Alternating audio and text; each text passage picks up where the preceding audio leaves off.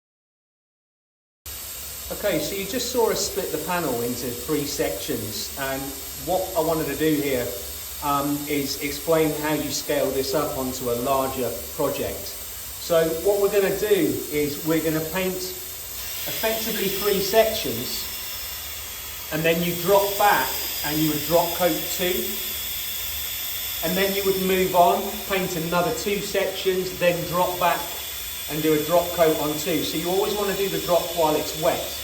So obviously that's how you would do it if you're on your own, or if there was a second painter, they could follow you with the drop coat. So I'm hoping this is going to make sense on the video, but we're going to pretend this is a whole side, and I'm just going to explain how I would do it. So into section 1, 2, 3, 4. So we've got 1, 2, 3, 4, 5 sections that potentially we could paint. So the first 3 we're going to paint normally. If that makes sense. So I'm just going to draw a line in so you understand what I mean.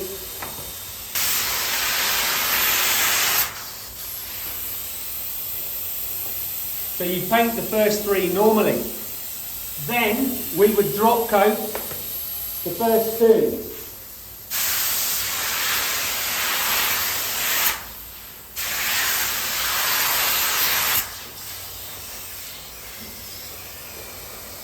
So we've drop coated the first two, then we would paint our next two sections. Sorry, Kate.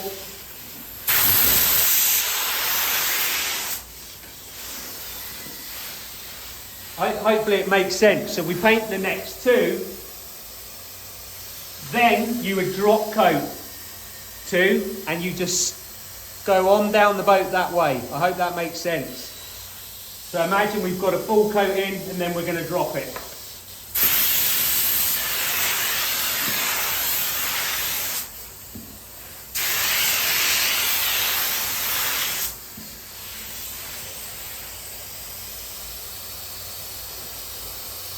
Pretty quick and dirty, guys, but you get an idea of how we do it. So you paint your three sections. This is once you've got opacity, right? This is just when you want the effect. So you paint your three, then you drop coat two while it's still wet.